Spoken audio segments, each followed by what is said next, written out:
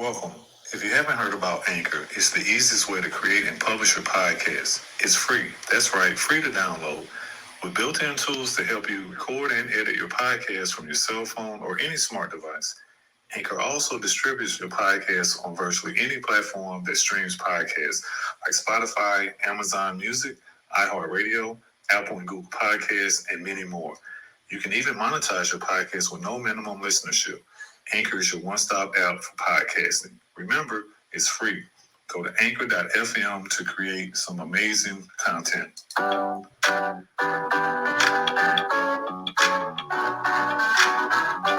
by Riverside.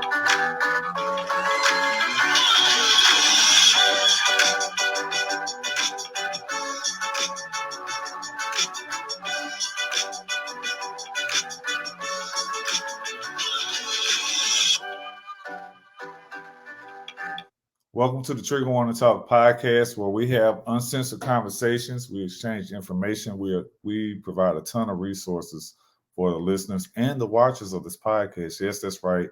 We are streaming on all major platforms, and you can watch these interviews on two places: our Spotify channel as well as our YouTube channel, which is Pending Consulting Solutions LLC. I'm your host, LP, Fire Medic CEO, brother. We got a very special guest that I'm going to bring on in a few moments. I'm going to give her a great introduction. You know, she has a great long CV, but I condensed it down for your listening pleasure. We're going to have a nice conversation for this next hour about a very interesting topic. And we created a series that we're going to be doing with our guests today, because that's how important it is. But let me get started with the disclaimer. So this is the Trigger Warning Talk podcast, sponsored by Anchor, produced by Pending Consulting Solutions LLC. We cover 4 topics as we talk about traumas. We talk about domestic violence, human and sex trafficking, sexually based offenses, and under true crime, we cover missing person cases as well. And at the end of every interview, we do a missing person case. And these are primarily melanated men, women, and children. A kidnapping, an abduction, a runaway situation, anything about true crime, we cover also. So just remember, at the end of every story, every share, every guest, we cover a missing person case. My guest today, her name is Simone Nofel. And before I get to her, I got one more disclaimer to give you, because we're going to be talking about some serious stuff. So if you're triggered at any point during this podcast and you need help immediately, call 911. That'll get you police, fire, and or EMS if you need immediate help. If you don't have an immediate need, but you need help, we have a number of resources. We have the numbers and websites for all 3: trafficking, domestic violence, and sexually based offenses. We refer you to a company called RAIN. If you have a sexually based offense that you need assistance with, RAIN stands for Rape, Abuse, Incest National Network. If you don't have any immediate need for these resources, that's okay. They will be available in every show note in the description for each interview. Also, if you have issues with substance abuse and or alcoholism, or you're a supporter of someone who has those issues, we provide the numbers to Al-Anon, Alcoholics Anonymous, and Narcotics Anonymous. And finally, if you're suicidal, know somebody suicidal, or have any issues with suicidal ideation, call 988. That number is available toll-free here in the United States, 24/7. Again, 988 for suicidal issues. Our guest today is Simone Nofel. She's the CEO of Hearty and Free LLC. She's a children's book author. She's an applied epigeneticist who specializes in eco psychology. I haven't heard of that, but I'm sure we're going to deep dive into those things, because this is what we do. And through her book series, Exploring the Elements, she aims to foster curiosity and wonder in children while teaching them about mindfulness. Simone loves hosting workshops for children and teens, such as her emotional intelligence workshop. We're going to talk about that. Her year-old company, Hearty and Free, is a holistic education consultancy that provides educational services to the public. And she provides free resources to the public in the forms of newsletters, online workshops, and online discussions with Q&A. So you get a chance to interact. And she also offers one-on-one life consulting and coaching. a 6-week online conscious parenting coaching program, and a 6-week childhood holistic development program. We will have the links that I'm getting ready to show you right now on the screen. So if you guys are not watching this podcast, you got to watch these things. I provide information that you can see on the screen for those that are interested. And I just want to welcome Miss Simone. What's going on, my friend? How are you doing today? All right. Okay. Thank you so much for having me on, LP. It's such an honor to be able to share and express myself authentically on this type of platform. I'm just really to be here today. We are so glad to have you on board. I was talking to Mrs. LP earlier, and I said, one of the things that I'm excited about is doing these 3-part series that we've been working on. And so we called this episode Healing My Ancestral and Generational Trauma with Simone A, part 1. So part 2, we're going to talk about at the end of this episode, and then we'll go into our missing person case. But give us a little background that I didn't tell the audience about you, Simone, that you'd like for them to know. Yeah, so besides my professional life, the most important thing, I am a wife and a mother of a almost 3-year-old son. We are world schoolers and road schoolers. That's a tongue twister. So when we're stateside in the United States, we're in our camper van, and then we also travel around the world with our son.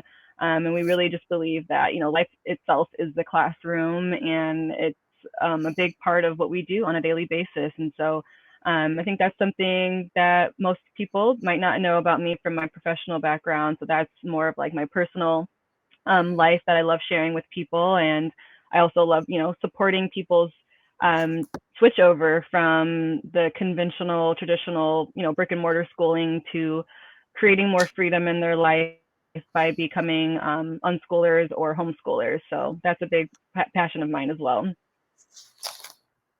Simone, when we talked before in our pre-interview, I was so excited and it was a great pre-interview, y'all. I'm telling y'all, it was so awesome. We talked about healing ancestral traumas and generational traumas. I really want us to deep dive into that in a few minutes. For you being someone who is a professional in the mental health field, as I call it, because you deal with a lot of these things. Yes. The clients that you have, when they approach you or you approach them, or when you have that first meeting, what do you say to them from the rip, other than the nice pleasantry? Like, what's your approach to dealing with? How do you address healing ancestral and generational traumas from the rip? Yeah, one of the things that I start off by saying is that in our sessions, we go to those places that are uncomfortable. And so if they're not willing to, be authentic and share vulnerably, then this isn't the space for them. And there's other, services out there that might be better. I make sure that I emphasize that because there's no sugarcoating in what I do. There's obviously a gentleness to this, but ultimately, I'm not here to beat around the bush. I'm not here to just kind of scratch the surface on things. We're really looking to deep dive. And I'm not going to just throw you off the deep end. We're in this together. It's a true partnership. But just right off the bat, I just need to know where they are in as far as being open to going to the scary places that are uncomfortable. Because when we can do that, and we can do that with support and community, then we're able to really unpack the root cause of a lot of our issues. So I go kind of deep first, and then we can kind of go to the surface together. But we don't just do surface level conversations in the work that I do. I'm so glad you said that, because you know how I feel about dialogue only, Yeah. And so, but hold on. This is going to be your story, because this is titled Healing My Ancestral and Generational Trauma with Simone Nofel. I want you to tell the world what you want to share with the world about how you went through this ancestral and generational trauma. And then we're going to jump into the meat and potatoes about what was the thing or things that made you say, enough is enough. I need to heal. What I did to start that process, what I'm doing to maintain that.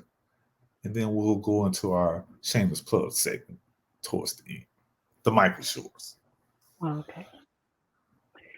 All right. So this story, I feel like many stories in my life, can be started in different spots. And so for today, I think I want to take a walk back in time and start with my childhood, just to give kind of a backstory on what led up to me realizing that some of my issues ran deeper than just my lifetime. And so I can start by saying I came from originally a two-parent household. My parents were married until about the age of 11. And during that time, there was a stark difference that I noticed as a child between my maternal side and my paternal side. Part of that being the social aspect of it, like how each side of my family communicated with one another or lack thereof. I noticed the different uniquenesses between those family gatherings. So I noticed certain patterns that repeat itself in the family gatherings on my father's side versus my mother's side. And I think probably early on, around the age of 8 or 9, I started gravitating towards, my mother's side of the family, because I felt as a child the love there was a bit different than the quote unquote love that I felt on my paternal side. And I think as I grew into my preteen, into my teenage years, that was the time when I started reflecting on these different familial patterns, because my dad left my life at that point. So my parents got a divorce when I was around 11 or 12. It was not a pretty divorce. It was very confrontational, very psychological manipulation from my father, especially to my older sister. I didn't really receive much of it. And I think at that point in my life, I realized that maybe he wasn't, doing those abusive behaviors to me because he didn't care. Like, that's how I took it as a child, was like, oh, he's not reaching out and saying all these things because he doesn't care. He only cared, this was my thought then. Of course, I know now that's not the reality. But as a young, preteen, that's how it was for me. And so then I kind of, developed a stronger relationship with my mother's side of the family, because my father created such a wedge between me and his side of the family. So for about 10 years, I had no connection or no relationship to my father's side of the family, which was very hard, because that was the side of the family that lived closest to me and who I saw more often in comparison to my mother's side of the family. So eventually he stopped making contact with either of us, and I spent about 10 years without having any communication with him.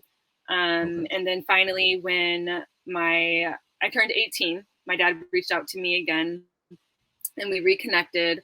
And that was when I realized that, patterns run so deep, and unless we can recognize them and work towards resolving them, they're going to continue.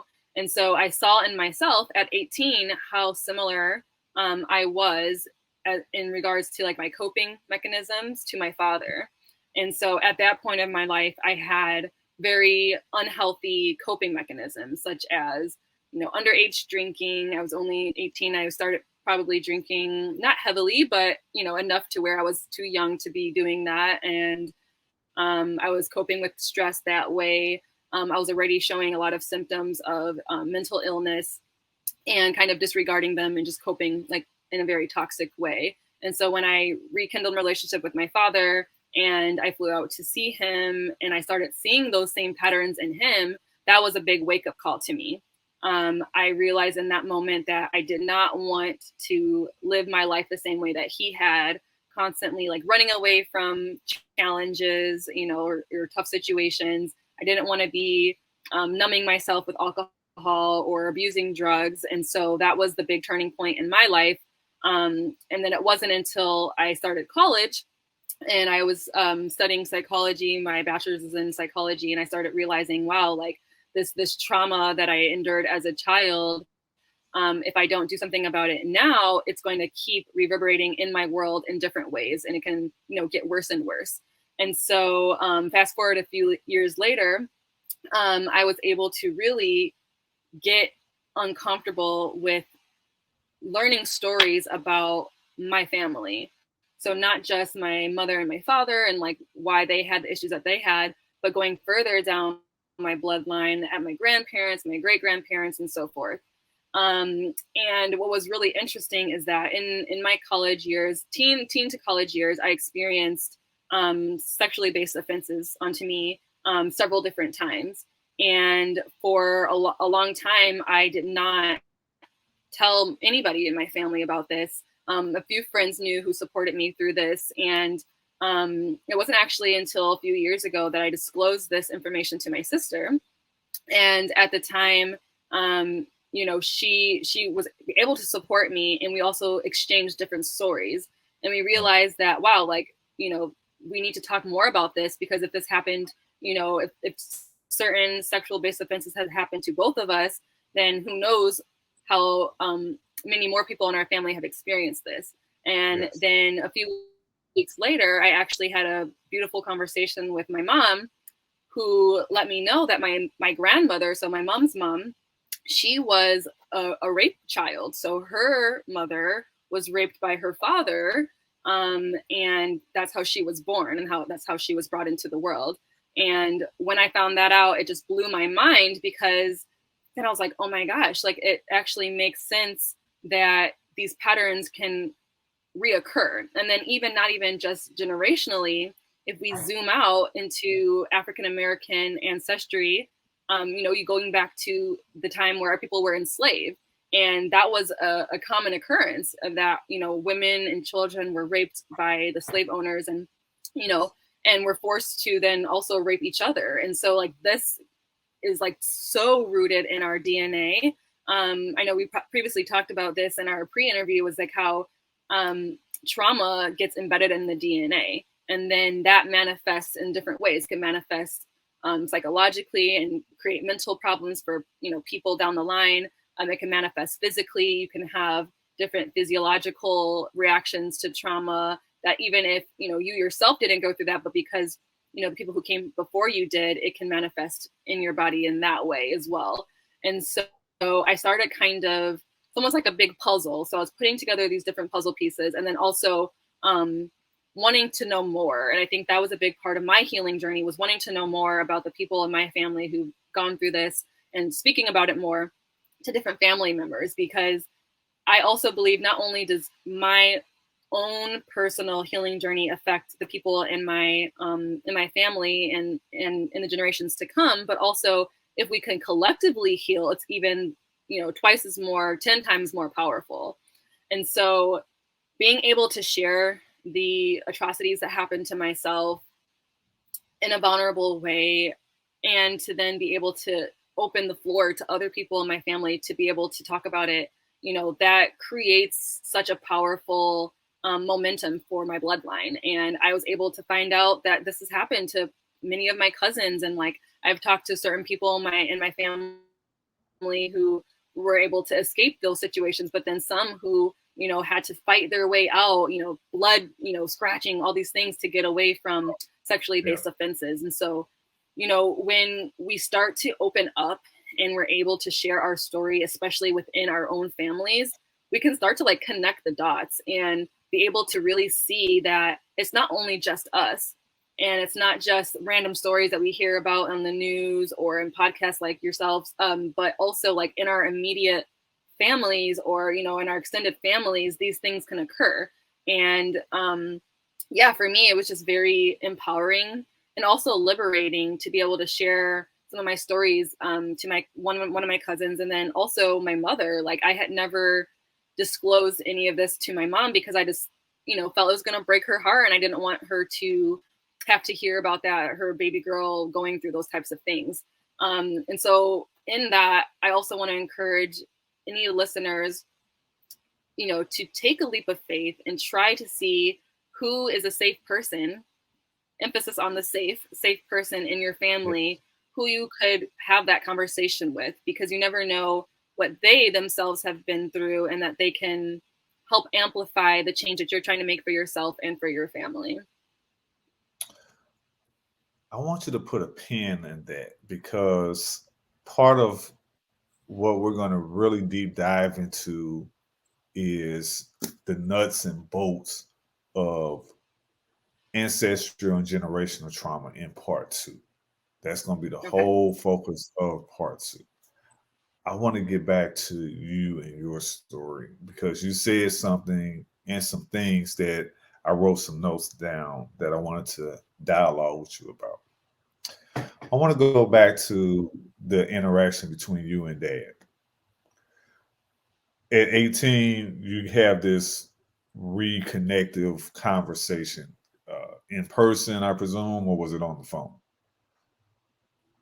It was in person, actually. So at the time, when my dad and my mom got a divorce, he fled the country because he didn't want to pay child support. And so when we reconnected at 18, he was living and remarried in Mexico. So I actually flew down to Mexico, and I spent about a month there right off the bat with him. So yeah, the conversation was in person within the first 24 hours of me seeing him.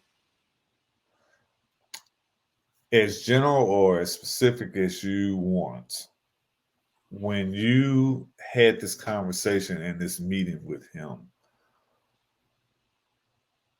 what do you want him to understand about what you've gone through during this estrangement period? Because you say there was no communication with him until you were 18. When did it start?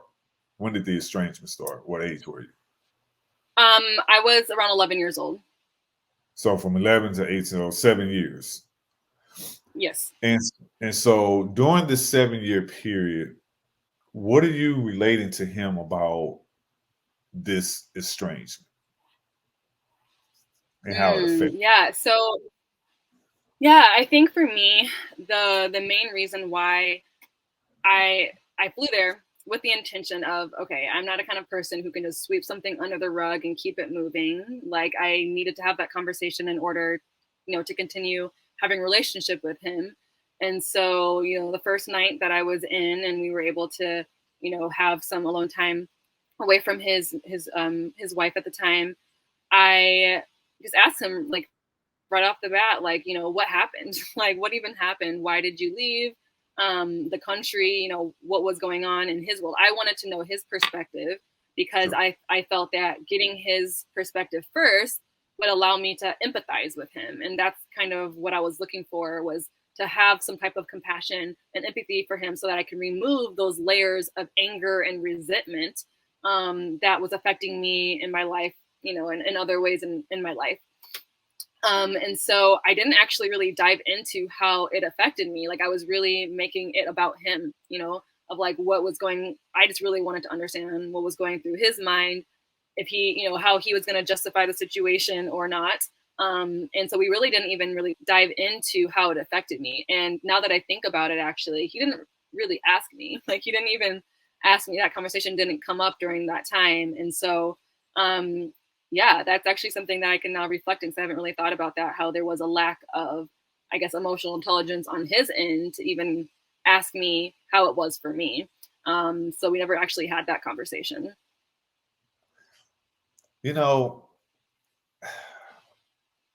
That surprises me, in part because I would think that would have been like one of the top 3. Like, in my mind, if I swap places with you, because my dad ghosted me when I was 9. And I've talked about that in other interviews. And so my dad had he had some medical issues, and he had issues with alcoholism. And so my dad bore 5 children. I'm the second of 5. And at the age of 9, so even, like when I was a few months old, he was there, and then he wasn't. And then at the age of 9, I had a chance to meet him, and we met for like maybe 10 minutes, and he was asleep in my grandmother, his mom's, my paternal grandmother and grandparents' store. They had a whole building that they owned. And You know, he was downstairs, he was drunk, passed out. I woke him up. You know, he hugged me. We talked for a few minutes. He said he was going to go upstairs to take a shower and freshen up. And he wanted me to go back upstairs where they were, because they had this building was an apartment on the top floor, the main floor. They had a confectionery or corner store, but they owned the whole building. And so he goes upstairs, and I go upstairs to talk with my grandparents, and everybody from the family is starting to show up because they all lived in that neighborhood. And I never saw him again, like, and nobody could find him, you know. And you know, I always tell people, you know, if I could ever have because he died when I was 30, and so I always say if I could have one conversation with him, I just ask, you know, where did he go? Not why did you go, you know, all this stuff. You know, where did you go? You know what I mean? Because to me, and I used to think, you know, before, since we're talking about healing ancestral and generational trauma, I used to think, man, I'm gonna give them a piece of my mind or pieces of my mind, you know, like all of these things that I was gonna throw at them. And I thought one day I was like, I wonder where he went. Like, where did you go that was so important to ghost me, in spite of everything that you know about our relationship, which is basically none. Like, you basically just brought me into this world. So that's why I asked that question. And I believe that there's so many other young people who have gone through similar situations, especially in a divorce situations. I've gone through that with my children, and had to deal with some of these issues with the, you know, the kids being used as the rope in the tug of war that we call a divorce. You know, it's just ugly. It's horrible. It's not every, but it's a lot of these divorces go through stuff like that. For you, when you're sitting there having this conversation with him, even though that part of the conversation was not addressed specifically for you being 18 and now you're an adult, what is the adult in you saying to him that you wanted to say to him and you didn't have a chance to before? That's a good one. Well, now that you brought, the previous question up, like I definitely would share exactly what it was like for me. And in the same note, because my father, he was definitely a narcissist. He passed away when I was 21. But when I was, there at 18, and he told me his story of like, leaving the US and why he left. And he ended that story with saying, if I could go back in time and do it all over again, I would do everything the same. So, he Wow. had no remorse. He he wouldn't have changed anything. And so that was also like an indication right away for me that like, oh wow, like okay, this is, this isn't how I expected it to go, as far as like having this like really joyful and like loving, full, unconditional love relationship with him at 18 and beyond. That was my hopes going to Mexico, but within that first 24 hours, that was squashed, and I had to shift my reality, which I was able to do. But I'm glad that I had that conversation, like I said, right day one of reconnecting with him, because I didn't have any like false beliefs anymore, and I was able to see him for who he was, and I still accept him, because like regardless of anything else, I can't change who my father is, and if it's up to me to have a relationship, I was almost like the parent in that situation. It was like up to me to continue that relationship, or else maybe we wouldn't have. And so, I was able to see, okay, he's actually a narcissist. He obviously only cares about himself, especially now thinking back to how he never even asked me how it was for me. And so, although I would share, if I could go back, I would share how I felt. I would share without expecting him to like console me or to have any type of empathy or remorse. Like, I just feel like I would be sharing just to get it off my chest, not to really have anything happen from that. Simone, as a father, I think about my role in the life of my children, and I think about so many things in terms of my responsibility, my duties, the things that I'm tasked with teaching and showing them, you know, from their emotional well-being, their intellectual well-being, their spiritual, you know, well-being, you know, like every color of the spectrum in regards to their life. I'm responsible for helping guide them and helping them face and deal with those things. And I know from personal experience how I didn't have that from my biological dad. Peace and blessings be upon his eternal soul forevermore. Because again, he died when I was 30. I'm 52 now. And so I can imagine how that conversation was with you and how disappointing it was, not only not acknowledging your pain and your trauma, but saying, hey, I would do the same thing over again. Like I wouldn't change nothing, like nothing. So, you know, I'm just going to send you some healing energy right now, uh, from a sympathetic and an empathetic point of view, because I've been on both of those sides. And even with the estrangement, you know, I had sole legal and sole physical custody of our youngest two kids when we went to court. And for almost 6 years, I had this custody set up, and it created such a rift with the kids because they didn't really understand why things were set up the way that they were. Because initially we had joint legal custody and joint physical custody, but because my ex-wife was not following the divorce decree, because she didn't get what she wanted, which was sole legal custody. And so she started to, you know, just totally disregard. And this is all, I'm not telling people anything that they can't go on CaseNet and find. Like this is all documented or whatever. I'm just speaking about the facts.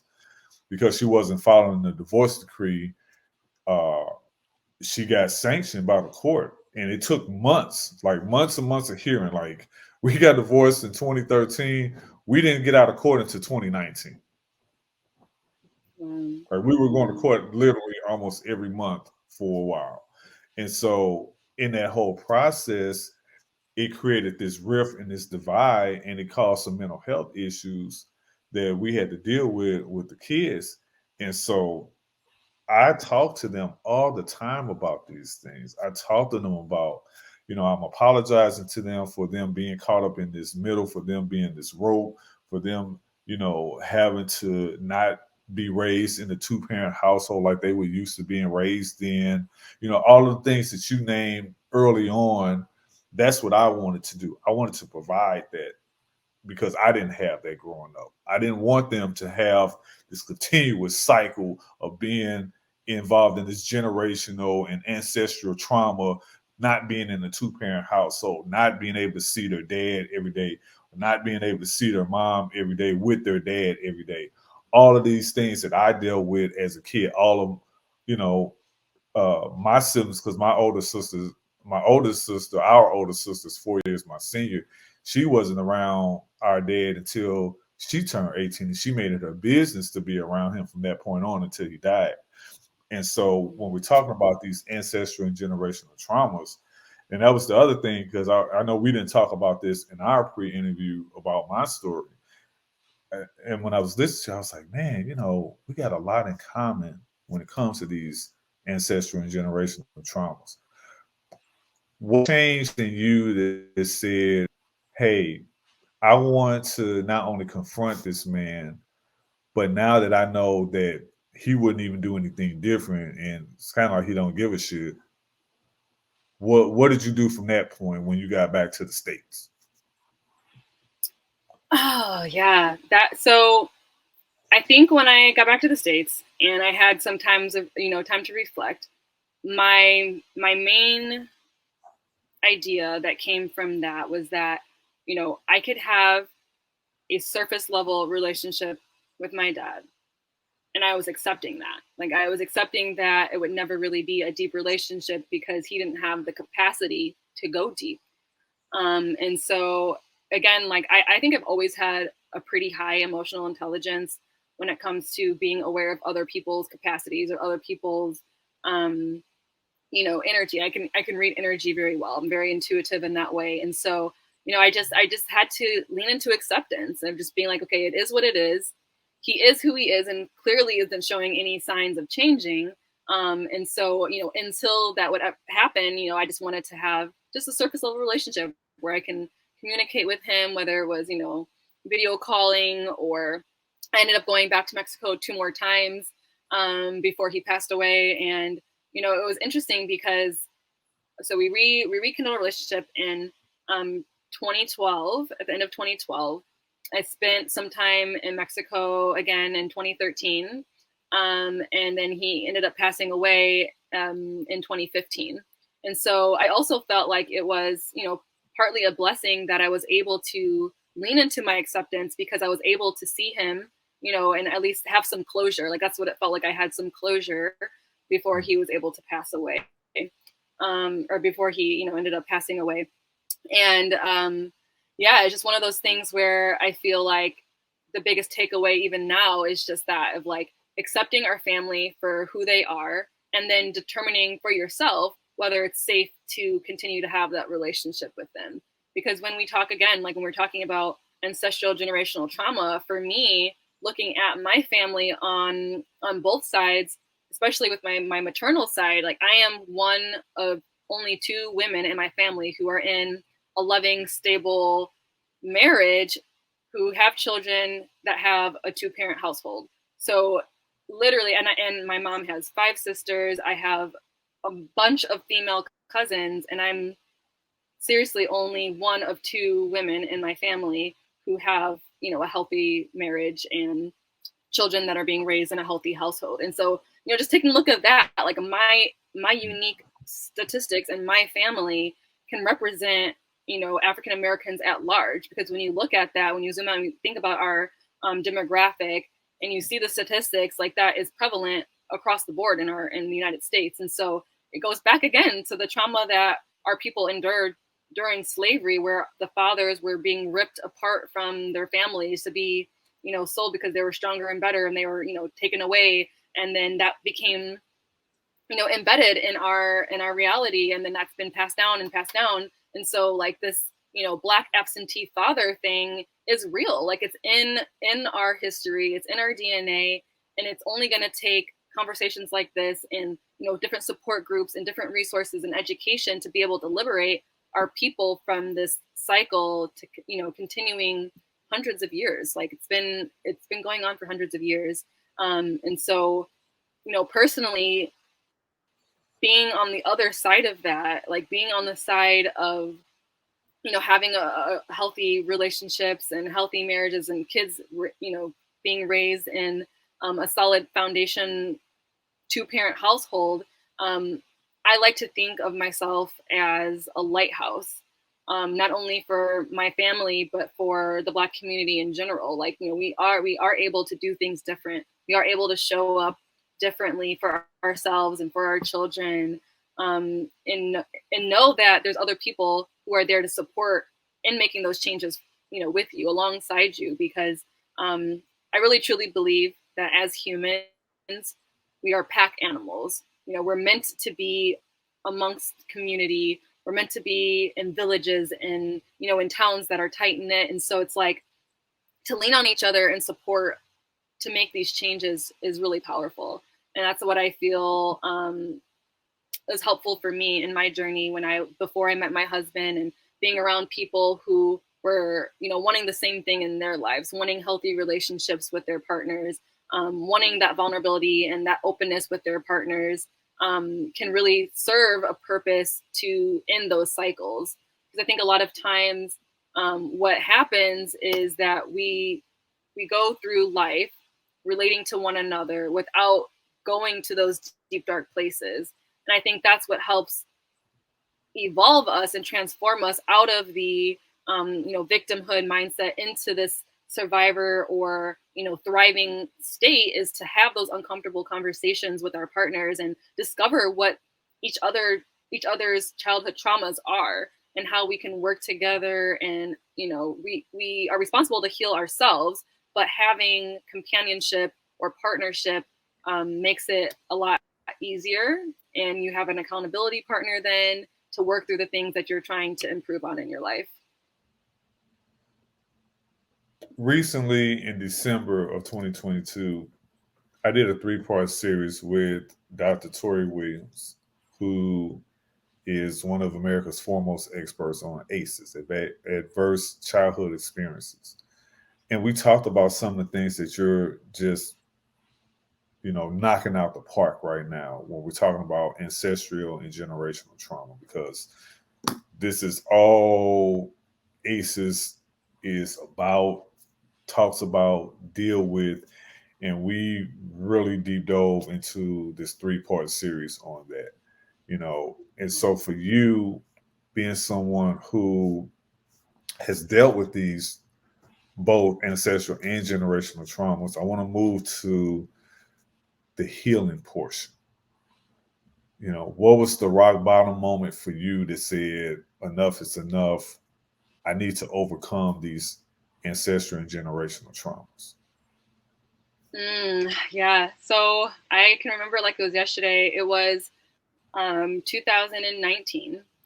I had just came out of a psychiatric inpatient for suicide ideation, self-harm. That was my rock bottom. And that was my second time being in psychiatric inpatient for those same reasons. And so when I came out, I was looking out at the ocean. I was living in Hawaii at that time.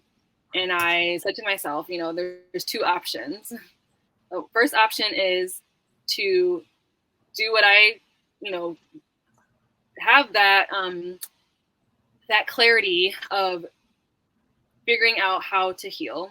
And I knew that how I was doing it or how I was trying to heal before wasn't working. So I was on many different pharmaceutical medications, trying everything out. I was going to therapy, that wasn't working for me. So I was like, okay, I need to take this into my own hands and figure out what's going to work for me, or I just can't continue living like this. And it wasn't like a suicide ideation point. It was just like a black and white. It's either to thrive or to not at all exist, because the toll that it was taking on me and the people that I loved, to me, was just so overwhelming in that moment.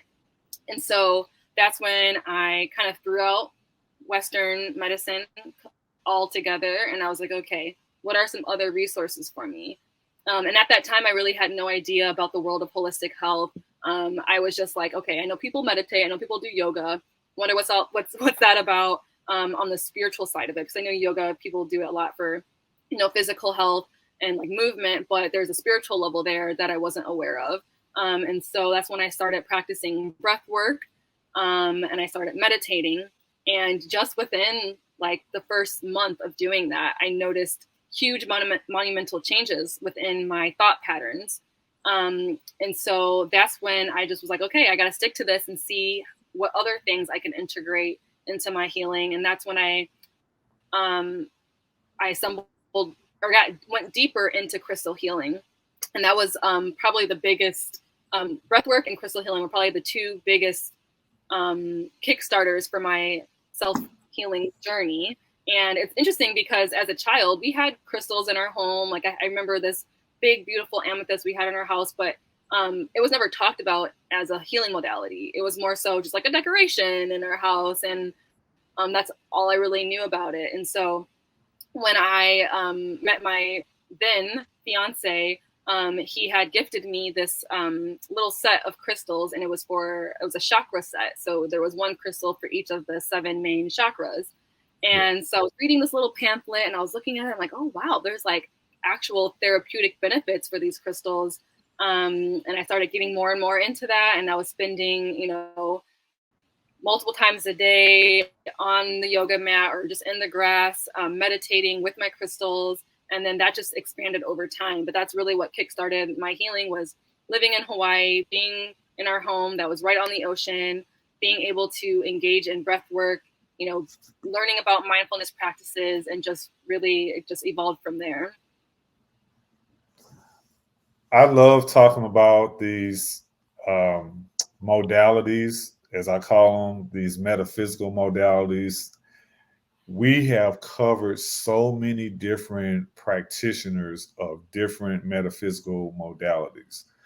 I've had people on that are master Reiki practitioners, NLP practitioners, so the neuro linguistic programming, um, EFT, the tapping. I've done a tapping session, doing an interview with the woman that I interviewed. Speaking of crystals, so I interviewed a woman. Her name is Marcella Gonzalez, and she's an enigmatic um, healer. And so for 30 years, she's helped people that have been overcomers of DV and sexually based offenses and trafficking using crystals and tarot card readings. And so that's one of our top rated episodes when I look at our analytics each week. Like she's at number 2 now uh, for probably 4 months. And I did her interview like 5 or 6 months ago. And so when we had this discussion, the first 15 minutes, we just dispel all the misconceptions about witches and warlocks and Wiccans and devil worship and demonology, because she's like, look, I'm Roman Catholic. I don't deal in all that stuff or whatever. Like, this is not that. I don't deal with that stuff. I'm a proud rosary bead carrying person. I go to church all the time. Like, I'm telling you, it was so awesome. Like the first 15 minutes, like I said, we dispel all the negative stuff that people think about witches and all those things. And we entitled it Crystals, Witches, Tarot, Oh My, with Marcella Gonzalez. And so we had a real nice discussion about how the work that she does with crystal therapy and tarot card reading helps those who have survived these traumas that we're talking about today. So I love hearing people say, hey, I utilize Western medicine. I also incorporated non-Western medicine and Western medical modalities. We've done some breath work sessions on this podcast with my friend Aaron Ryland, who deals with those things. We look for people that are experts in these fields. And I always say you got a platform to come and talk about how those things helped you. Because we know laying on somebody's couch for 45 minutes doing a Q&A session just doesn't work. Medicine has its place.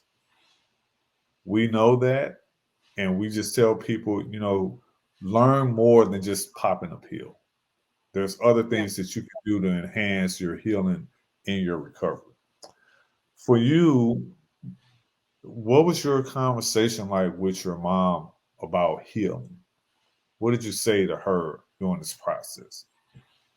Yeah. So I remember because she was away, I think in a different country. My mom's a retired flight attendant, and I was letting her know, like I'm done taking my medication, and I know like she was very alarmed or concerned at the time. I was living with my husband and I got married during that course of time, and so she knew I had the support system there. I had other people in Hawaii that were able that knew my situation and knew what was going on.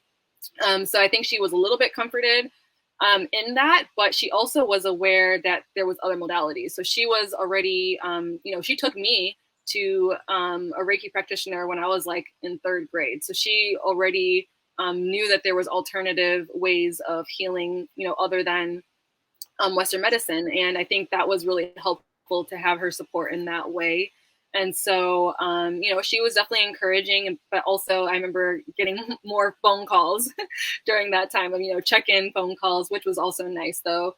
And so, yeah, I had her support for sure. And then there was other people in my life who definitely did not support it. And I ended up having to distance myself from them because I was very optimistic about my healing. And to have other people saying, oh no, like you're going to, spiral, or you're going to, relapse, quote unquote, into the depression and all of that, wasn't helpful. Regardless of, during that time between then and now, there were some roller coasters up and down. But now sitting here, we're February 2023. I am almost exactly to this date 3 years free from mental illness. I haven't had depression or mania in the past 3 years. And that was my previous diagnosis, was bipolar disorder. And so I've been free from that for 3 whole years, which is epic. And the only reason that I can attribute to my success are those, layers of holistic healing practices that I have incorporated in my life so far. And so, that's a continuing journey. Like I'm never going to be done healing. There's always more layers to uncover. And, I just jumped into frequency healing and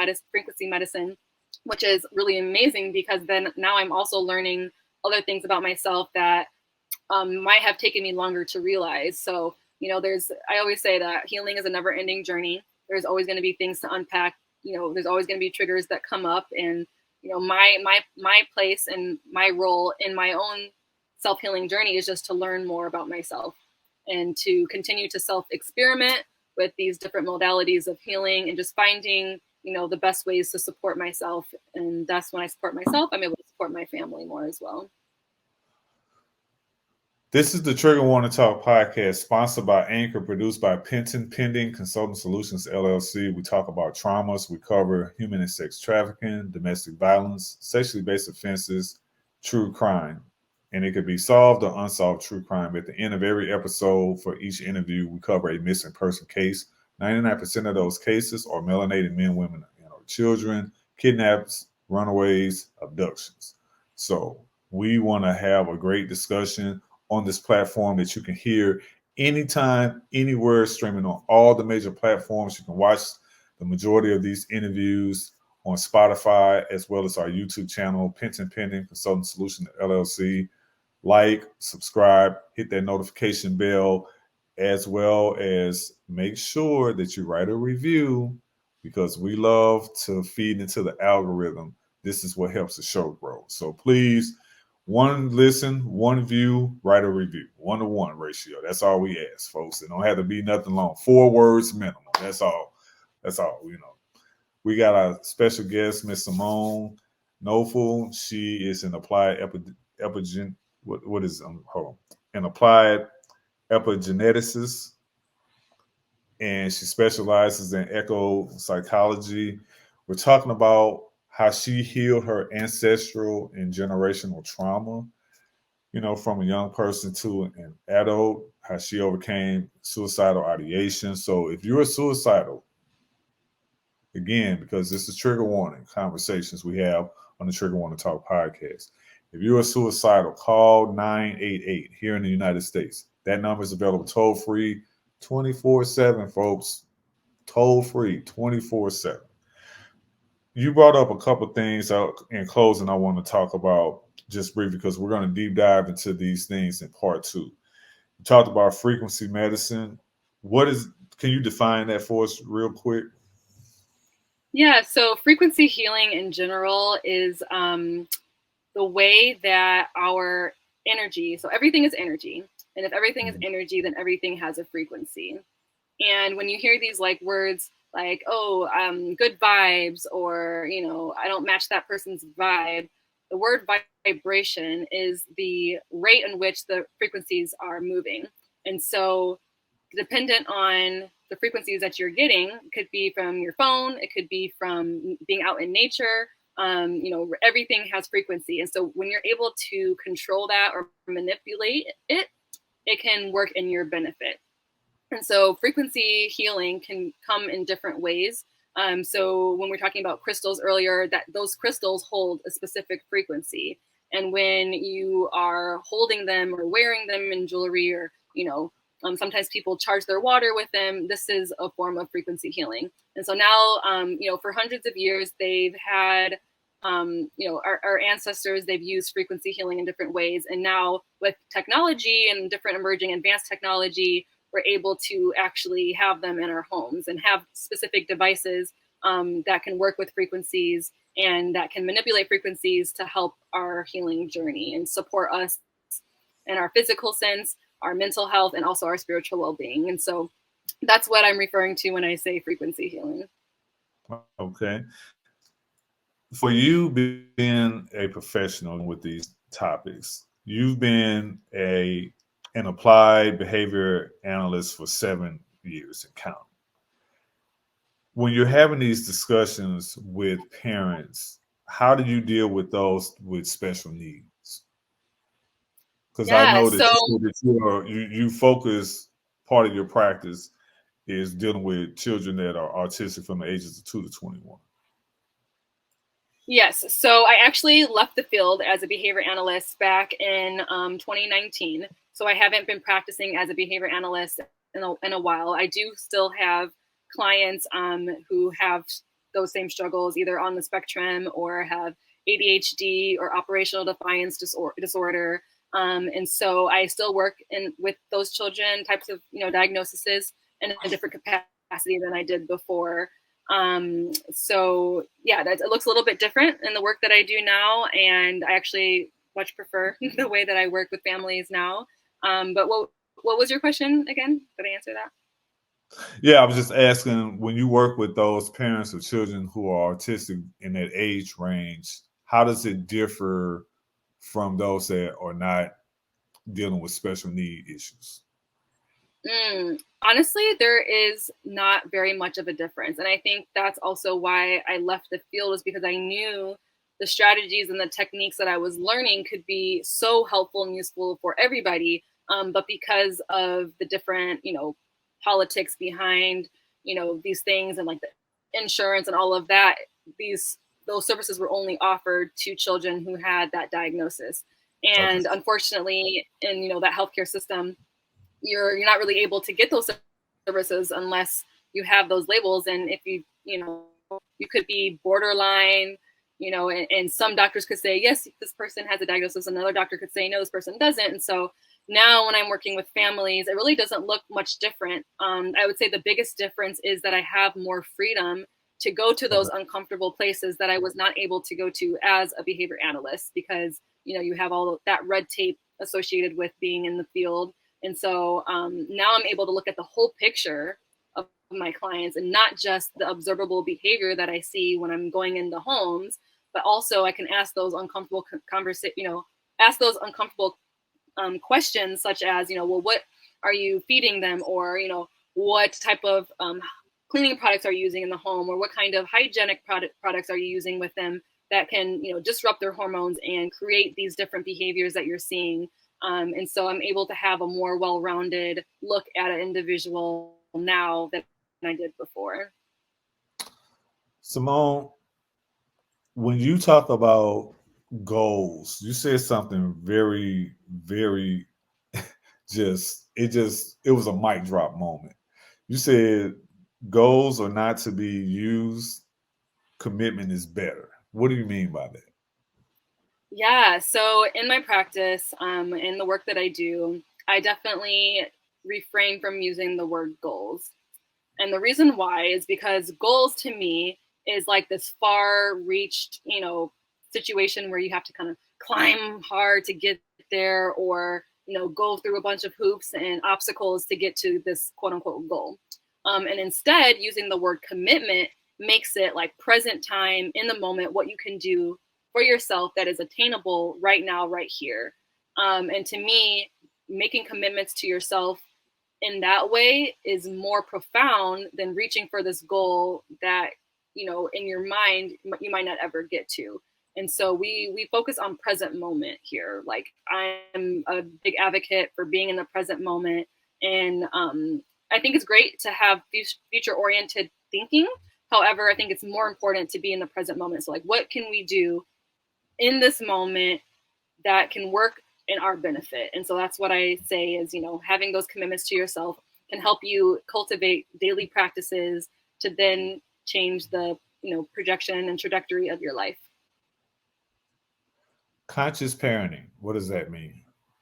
So I think it means different things for different people. But overall, conscious parenting means that you are aware of yourself. So you have that self-awareness to know your own triggers, so that when we are parenting, we are looking at our children for who they are, which are children, and that we are also reparenting ourselves at the same time. So we're not allowing the traumas and the wounds from our childhood to determine the way we're parenting, but instead we are reparenting ourselves while we're parenting our children, so that we are aligned in how we want our children to be, so that we can be that role model and show them the behaviors and the thoughts and the practices that we want them to do, and not just speak to that.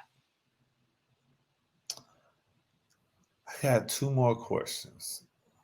I'm trying not to give you a whole list of stuff because it's going into part 2. So I'm reeling myself back in because I'm starting a mind map here. And I'm like, okay, I got to stop. You talked about having a sense of belonging. For you, when you say have a sense of belonging, define that for the listeners, please. Yeah, so a sense of belonging, in short, is a feeling of being heard, being seen, and being held and supported. And that could be in your, familial system. It could be in your community, like, school co-op, like homeschool co-op, or in your church, whatever that is. Having a sense of belonging, feeling like you are connected with people, connected with other beings. It could be even a sense of belonging to the earth. Going outside and connecting with nature brings us a sense of belonging because we can see the interconnectedness and everything. And so when we have a greater sense of belonging, then our mental health can increase, and our spiritual well-being, therefore, is impacted as well. This is the Trigger Warning Talk podcast, sponsored by Anchor, produced by Pending Consulting Solutions, LLC, with our special guest, Simone Nofel. She is an applied epigeneticist, and we're talking about how she healed her ancestral and generational trauma. This is part 1 of a 3-part series. We may even expand it more, Simone. That's all I'm saying. Like if we got to add more episodes, we can do that. Yes. My last question to you, because the second part is going to deal with everything that anybody wants to know about not only epigenetics, but also how it relates to healing ancestral and generational trauma. Like, y'all, I'm telling you, we are going to deep dive into this so much. It is absolutely going to be triggering, and it's going to be educational, and it's going to give you a lot of awareness. We're going to talk about things that people may feel like are controversial. We're going to talk about things that people are going to look at and say, I wish they wouldn't have said that. I wish they wouldn't have brought that up. So you're going to hear stuff about slavery. You're going to hear stuff about rape. You're going to hear stuff about maybe CRT, critical race theory. You're going to hear a whole lot of things that we're going to talk about that need to be talked about. But we're going to have some action plans to go along with it. Simone, my last question to you before we do our shameless plug is, if you could write a letter or an email to little bitty Simone at whatever age, what would you say? I would tell her that she is strong and that she is loved by many people, but most importantly, to love herself. I would tell her that there's nothing wrong with her, that her parents' disagreements are not her fault. And I would tell her that above all, to keep going and to keep, being herself and to not change for anybody. Excellent. You have something that you're wearing on your top that we're going to talk about in the next episode in detail, but I want you to just go ahead and mention it real quick, what it is. And then, like I said, we'll deep dive into that next time because it goes into why we're doing this 3-part series also. Yes. So this right here on my clip to my shirt is called a Hearty. It's a device for the frequency healing that we were talking about before. And so years ago, frequency healing was typically administered only in the hospital setting or in clinical settings. And there were these massive machines, and they had these wires that you would hook up to yourself, like these sticky, nodes that you would put on your body. And the machines would scan you and send you frequencies for whatever reasons that you were coming into the clinic. And now the engineers who created this really neat, convenient frequency healing device, it now can be in the homes of all of us. It can be used while we're traveling, could be used in the car. And so what I love most about the Healy is that it supports us in our healing journey. It supports us in our physical health. It supports us in our mental and emotional well-being, and also in our spiritual, like on a subconscious level. So it really supports us in every single way possible, which is what I love about it. It's just another holistic healing tool that you can add to your tool belt. And it's almost like a one-stop shop, because it can, like, again, target so many different things and support you in your life in many, many different ways. So I'm really excited to share more about that in our next part. I'm telling y'all, folks, that's why we do these video interviews, because you miss some of the graphics. Either it might be something that the guest has on them that we talk about, because we did the same thing when we were talking with Marcella Gonzalez about the crystals and the tarot cards, because she had her tarot cards in her hand. And so she was talking about how that helps her even with some of her mental health diagnosis that she talked about, how it calms her and how she uses the cards not only for her clients, but for her own needs.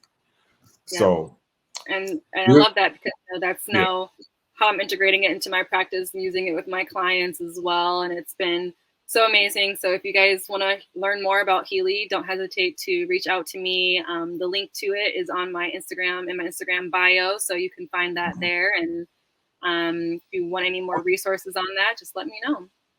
And we got your link tree on the screen, as well as your website, and I have your IG page up. So again, folks, watch these interviews, get to see some of this stuff, as well as get to see our wonderful guests in the flesh. This series is going to be a consecutively played series, so it'll be one after the other, like we did in December with Dr. Tori Williams when we talked about domestic violence and ACEs. So I believe that if we're going to do a 3-parter, and I've been changing my mind, because we got a couple of other series that I've got going on that didn't play consecutively, but we like doing stuff different, and that's all it's about. It's just about giving people options, giving them information. We don't want to carbon copy anything that anybody else is doing out in the podcast world. So we just appreciate the guests that come on. We appreciate the listeners. We appreciate the watchers. And so I just want to thank you so much, Simone. Again, we got your link tree up. I'll post that in the show notes. We got your IG page, your website. I'm telling y'all, go to her link tree. She has so much information on here about Freedom Frequency Masterclass. She has Trauma in the Body, Kids, EQ, and Growth Mindset link. How to be an awesome homeschooler summit. She has a link for that. She has a free connection call, a one-on-one empowerment sessions you can click on. She has a Explore the Elements book series that she talks about. Of course, the Healy, Healy, Healy Yourself Frequency Medicine that we talked about. The self-publishing one-on-one coaching. What is this Pranamat Echo massage mat? What is that? Ooh, the prana mat. Oh, that's one of my favorite holistic tools I have. So it basically is, what it says is it's a massage mat, but it has these lotus flower spikes on it that you lay on. It could be, for your feet, your hands, your back. I use mostly for my back and my neck, especially long days like today where I'm in several, meetings or calls. And it just really supports me on so many levels, definitely for back pain, leg pain, hip pain. I also love using it for insomnia, so I sometimes fall asleep on it. And yeah, it's also very versatile, just like with many and most things in the holistic healing realm. It's multifaceted, very versatile. I love it. I take it when I'm traveling, because I said we are road schoolers, and so when we're traveling long distances on the road, that can be uncomfortable. If you guys are ever traveling, you notice that your posture is weird, or you get knee pain or back pain. I take my prana mat out and I make sure I sit on it for part of the journey, and it restores me like very quickly. Within 5 minutes, I can feel relief. 20 minutes, it's even better.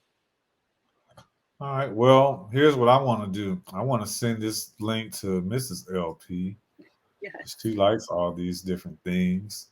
One of the things that I wanted to say to you is the links that you have on here, I see a lot of them are about holistic health. And I know you talked about that earlier. You talked about how holistic health is such a big part of your practice. I want us to deep dive into that also more in part two. Uh, and and honestly,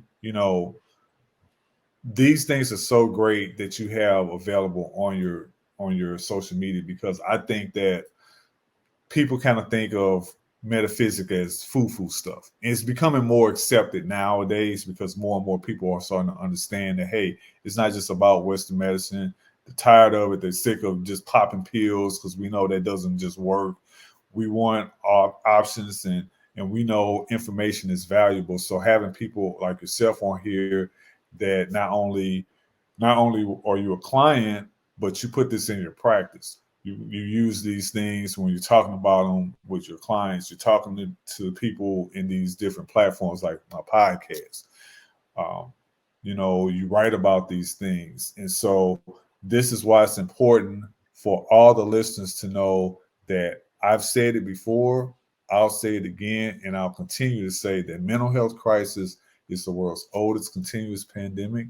It's been around since the beginning of mankind. And until we deal with all of the stigmas, taboos, stereotypes, traumas, pains, judgment, guilt, shame, all of these negative connotations, until we deal with them head on and stop sweeping them under the rug, stop ghosting people that, when they approach you about the trauma that you may have inflicted on them, and especially if they're coming to you, in earnest, they're not trying to, do anything but get answers to their questions.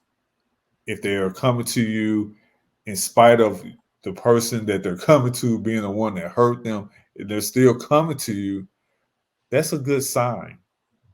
That's a good sign if you want to talk about forgiveness, if you want to talk about healing, if you want to talk about overcoming, getting past these estrangements. Healing can work for everybody. Everybody doesn't think about or practice forgiveness. Everybody has different viewpoints about that. We're going to talk about that more in part two also. So, Simone Nofel, I want to thank you so much. You are always, always welcome to come back, even after we do this series.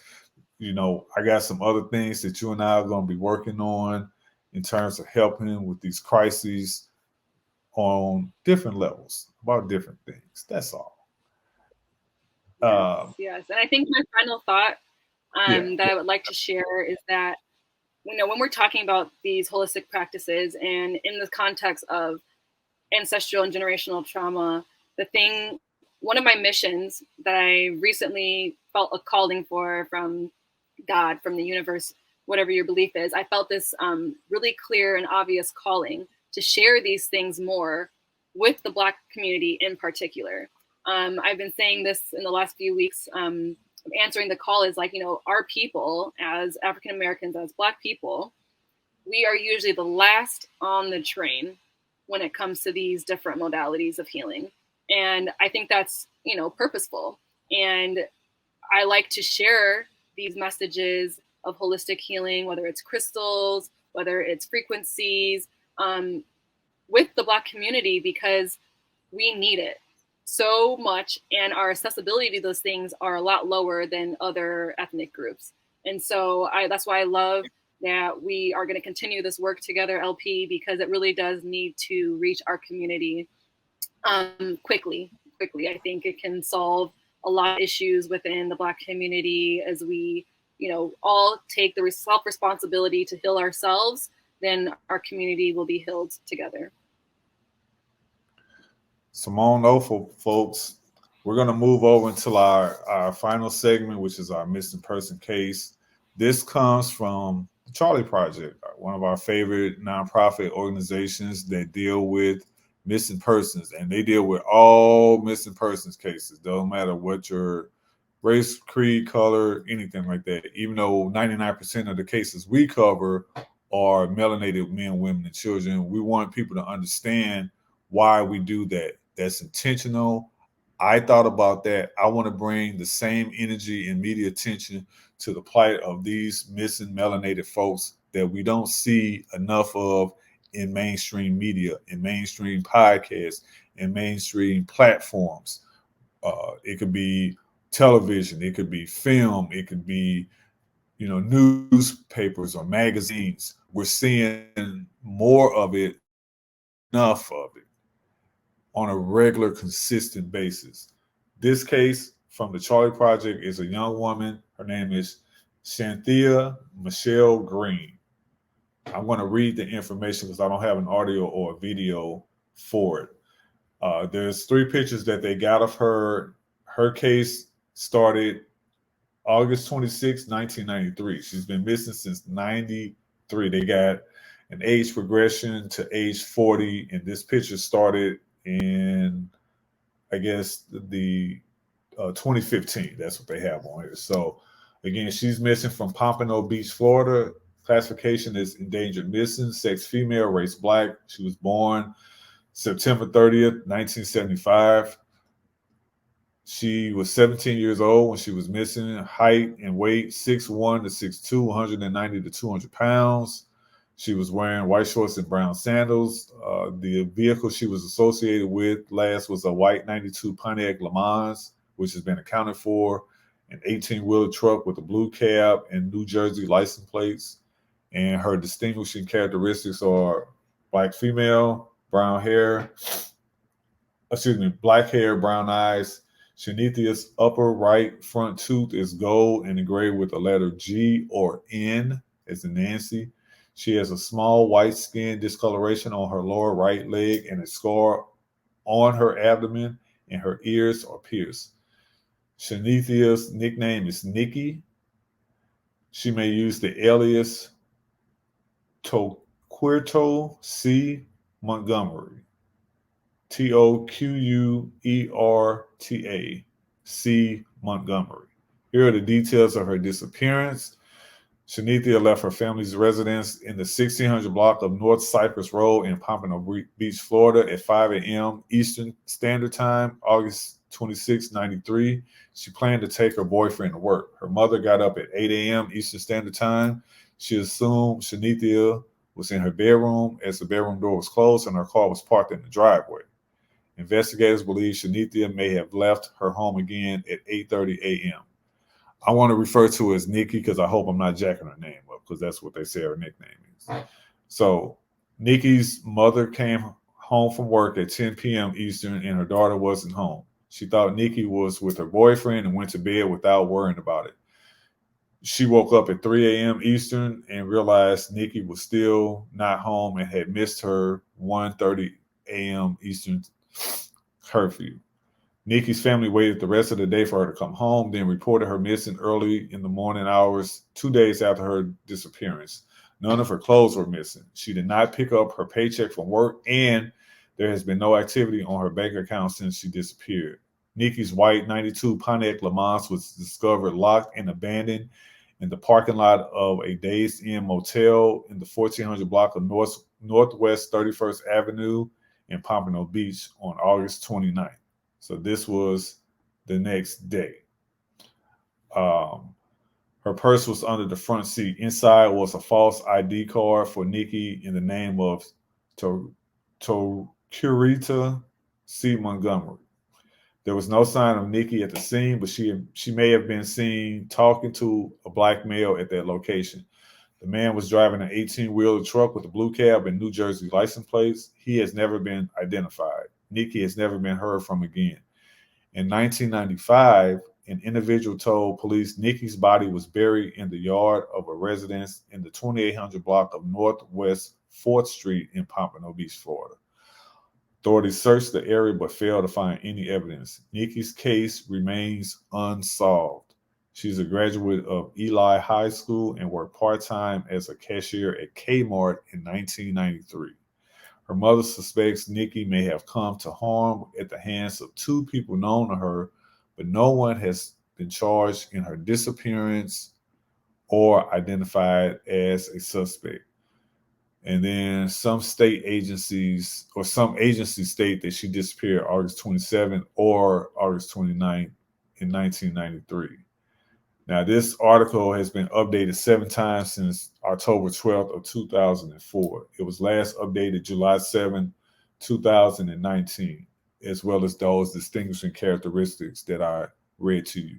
If you have any information, good, bad, ugly, or indifferent, about the whereabouts and or the remains of Nikki, SHANYTHIA, Michelle Greene, contact Pompano Beach Police Department, 954-786-4200. Again, any information about the whereabouts, good, bad, ugly, or indifferent, or the remains of SHANYTHIA, Michelle Greene, contact Pompano Beach Police Department, 954-786-4200.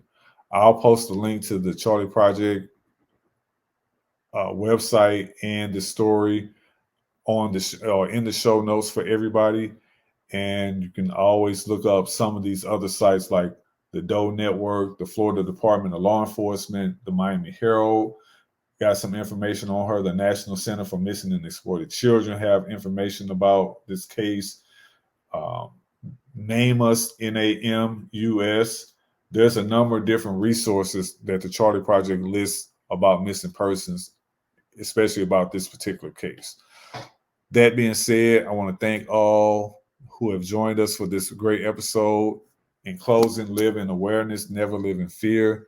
Take a first aid, CPR, AD class, learn how to do the Heimlich maneuver, take a stop the bleed training, because we want you to be a by-doer instead of being a bystander, as my man Doc Dexter Pegan says, my work partner. We want you to also learn how to be an immediate responder, because the life that you save may be your own. It may be a stranger. It may be a loved one. It could be an associate. Be an immediate responder before someone like me, a first responder, shows up and take over patient care. For the Trigger Warning Talk podcast, LP out.